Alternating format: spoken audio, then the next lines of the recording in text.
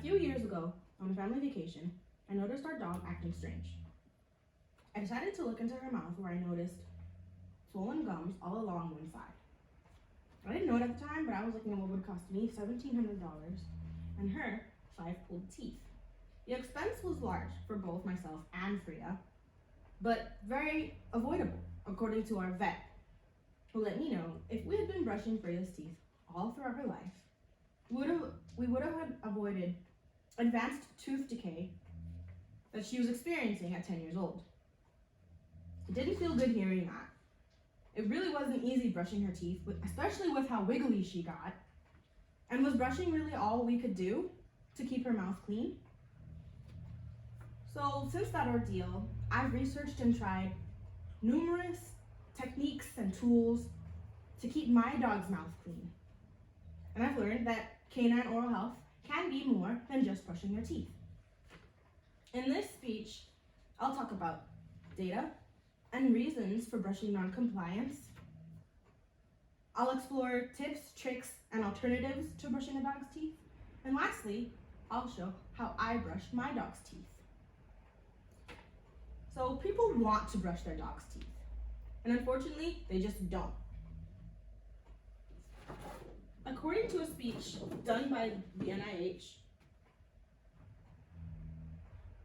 4 out of 5 people consider brushing their dog's teeth, whereas only 4 out of 10 people do brush their dog's teeth. It's common knowledge that brushing their teeth is healthy for them, but people just don't know where to start. With hectic schedules, adding in a new regimen to their own day-to-day activities might just be too hard for people, especially when sometimes people just don't get to brushing their own teeth. But this doesn't make them bad dog owners. Oftentimes, people choose not to brush their dog's teeth because they can see how uncomfortable it makes their dog. When their dog gets wiggly or antsy or sometimes bears their fangs at the owner, sometimes people just quit while they're ahead. This combo of a new routine and the seeming pain that they're bringing their dog makes a lot of people just decide not to brush their dog's teeth. It's easy for them to put their dog's oral hygiene on the back burner until it becomes a problem at the forefront. For these folks, quicker, more convenient alternatives such as dental chews or toys might be more convenient alternatives to brushing the dog's teeth. Dog chews are an excellent way to keep your dog's mouth clean. According to our vet, the mechanical scraping of the toy against the dog's teeth is a great way to keep their mouth clean.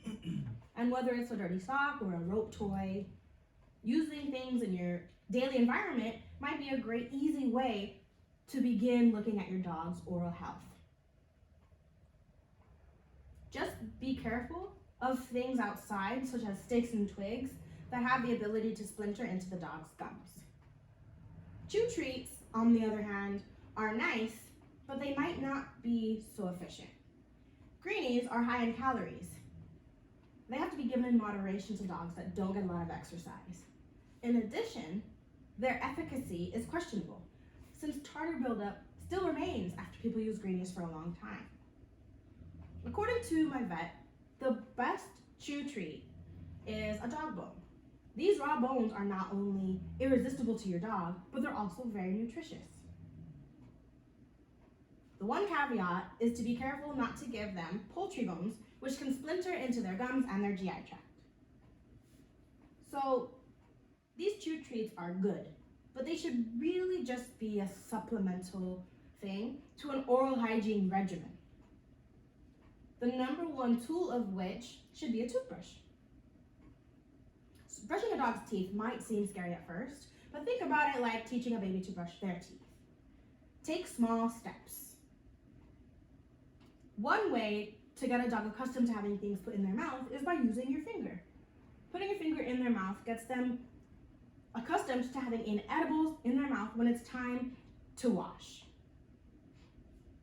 After that's been done for maybe a few weeks, adding a rag would be a great way to clean their teeth even more, as the scraping action is an excellent way to remove plaque.